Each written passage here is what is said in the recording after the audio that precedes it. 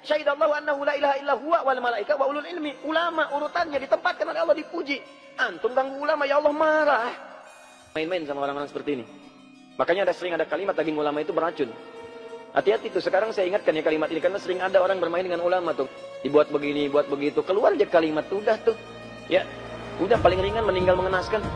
Paling ringan tuh, paling ringan. Karena ulama itu pewaris Nabi. Kalau antum nyakiti ulama, nyakitin Nabi.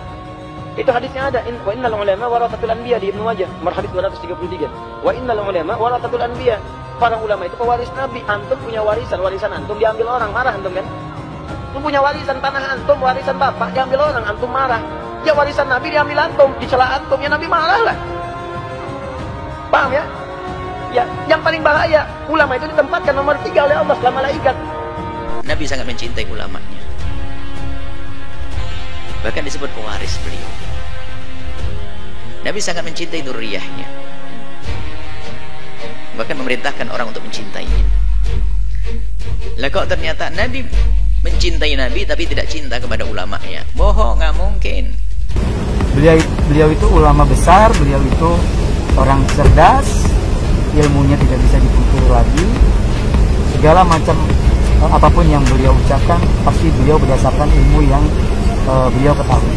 Ini Qudwah kami Al-Habib Muhammad Ridhi bin Husain bin Syihab, dan yang telah terang-terangan mengatakan Habib adalah tukang obat apabila statement yang telah Anda sampaikan dalam waktu 1 kali 24 jam Anda tidak mengklarifikasi dan tidak minta maaf, maka niscaya saya Ali bin Muhammad Al-Attas akan membuat LP untuk Anda, dan umat muslim akan memberikan pelajaran terhadap Anda.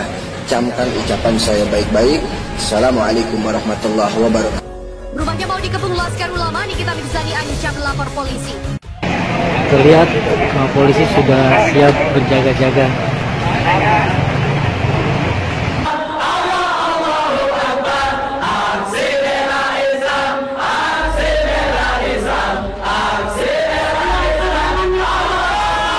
Kepung Laskar Ulama, Nikita Mirzani ancam lapor polisi. Nikita Mirzani mengancam akan lapor polisi setelah ada ancaman rumahnya mau diserbu Laskar Pembela Ulama. Pengancamnya adalah Ustadz Mahir At-Tuwalibi. Ancaman serbuan itu buntut Nikita Mirzani menghina Habib Rizik Syihab dengan sebutan penjual obat. Dilansir dari Instagram Story, Nikita Mirzani mengaku banyak memiliki teman Habib, namun tak ada satupun dari teman Nikita yang marah dengan pernyataannya. Gua punya teman Habib juga, tapi nggak ada yang marah-marah, apalagi sampai maki-maki gua. Rata-rata dari tadi gua cek yang marah-marah ya cuma gerombolannya mereka aja. Kok lucu ya? Nikita juga menjelaskan dan menegaskan bahwa kata-katanya sama sekali tidak mengandung makian. Padahal kata-kata gua nggak ada makian loh. Habib yang lain baik-baik aja setelah gua kasih penjelasan loh. Kenapa kelompok Ono pada emosi ya? Menanggapi ancaman pengepungan rumahnya, Nikita Mirzani mengaku tak segan untuk melaporkan kepada pihak yang berwajib. Menurutnya, Indonesia adalah negara hukum dan tidak ada kelompok tertentu yang bisa membuat aturan sendiri. Nikita Mirzani juga menyinggung tentang kompilasi makian dari seseorang yang disebutnya sebagai ketua. Menurut Nikita, makian tersebut ditujukan pada ulama, agama tertentu, hingga aparatur negara. Nikita juga menyoroti pernyataan salah satu ustadz yang menyebutnya dengan kata-kata kasar. Oke, jangan main-main sama orang-orang seperti ini. Makanya sering ada kalimat daging ulama itu beracun. Hati-hati tuh, sekarang saya ingatkan ya kalimat ini, karena sering ada orang bermain dengan ulama tuh, ngedit fotonya, dibuat begini, buat begitu. Keluar aja kalimat tuh, udah tuh. Ya, udah paling ringan meninggal mengenaskan. Paling ringan tuh, paling ringan.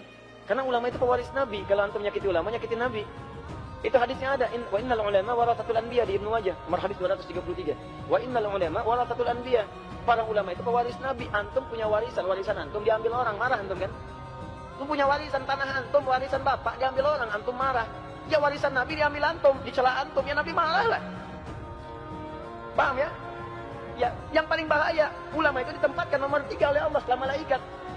Ya, syahidallahu annahu la ilaha illa huwa wal malaika wa ulul ilmi. Ulama urutannya ditempatkan oleh Allah, dipuji.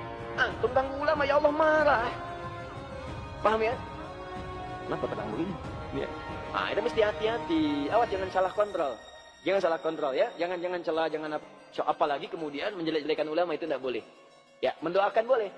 Ya Allah, mohon jadikan hadar rais gini disebut si fulan, amin, kita aminkan, amin, kan? Itu boleh, silakan aja. Ya. Pas diralat gak sempat ngaminin lagi juga nggak apa-apa, ya nggak ada masalah gitu. Ya, nggak usah rame, biasa aja, gitu ya. Biasa aja. Ya nggak usah langsung dicari, disusul, gini gitu kan, kasihan juga gitu kan. Halo. Sudah ya? Dah dulu lah. Jadi kesimpulannya apa? Kesimpulannya adalah Syekh Muhammad Hashim bin Asy'ari menyampaikan keutamaan ahli ilmu itu dan keutamaan orang yang rajin mencari ilmu, ke majelis ilmu dan sebagainya itu dimuliakan oleh Allah Subhanahu wa taala, dan di antara kemuliaannya ketika dia berdoa itu akan cepat untuk dijawab. Ya gak mungkin. Cinta Nabi mesti cinta ulamanya Nabi. Cinta Nabi mesti cinta zuriyahnya Nabi. Gak mungkin. Bohong itu cinta. Anda pun akan tersinggung. Ada suami, aku sangat mencintai, tapi sama ibu aku benci. Kurang ajar. Kecuali Anda termasuk orang yang benci sama ibu, kan begitu. Nabi sangat mencintai ulama. Bahkan disebut pewaris beliau. Nabi sangat mencintai dzurriyyahnya. Bahkan memerintahkan orang untuk mencintainya. Kok ternyata Nabi mencintai Nabi tapi tidak cinta kepada ulamanya? Bohong, nggak mungkin. Nah, kalau ada ulama yang tiba-tiba melakukan ketidakbaikan, atau misalnya habaib yang melakukan ketidakbaikan, yang kita benci bukan habaibnya, bukan ulamanya, tapi perilakunya. Beda dong. Kan ulama juga bukan maksum, bisa saja kepleset pada suatu ketika nanti. Habaib juga bukan maksum, bisa kepleset, tapi tetap beliau adalah dzurriyyahnya Nabi, yang satu adalah pewarisnya Nabi. Ini dzurriyyah, ini pewaris, ulama pewarisnya Nabi, kepleset manusia.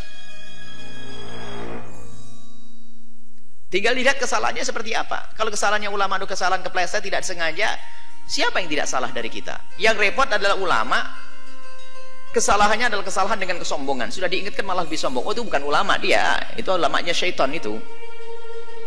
Biarpun katanya punya ilmu, tapi orang bisa bersalah. Siapa yang tidak bersalah? Kalau Anda mencari guru yang tidak punya salah, sampai mati Anda tidak punya guru.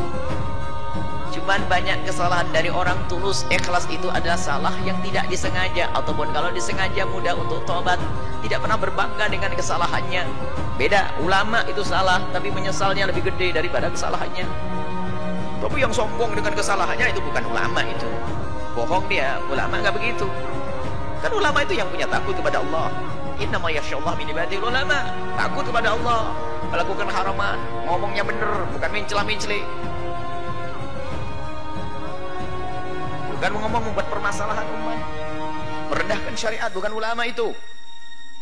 Biarpun imamahnya lebih gede dari ini ibaratnya, jubahnya lebih lebar dari saya pakai ibaratnya. Tapi kalau merendahkan syariat Nabi Muhammad, bukan ulama dia, musuhnya ulama dia, gelarnya ulama. Itulah ulama yang disebut Nabi, ulama su', ulama juga.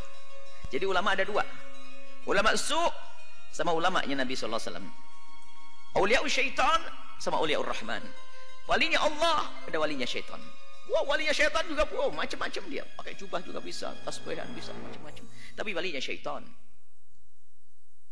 Merendahkan syariat. Nah, tinggal seperti apa. Tapi pun demikian, yang kita benci adalah perilaku, khususnya para habaib. Jangan kita menuntut habaib menjadi orang yang maksum, tidak punya dosa. Nggak bisa, nggak ada jaminan itu. Maka hendaknya kita bisa membedakan antara kesalahannya dan orangnya. Orangnya tetap dzurriyyahnya Nabi, cucunya Nabi. Kalau melakukan kesalahan, ya kita benci kesalahannya. Kalau sudah kembali, ya tetap kita peluk, kita rangkul.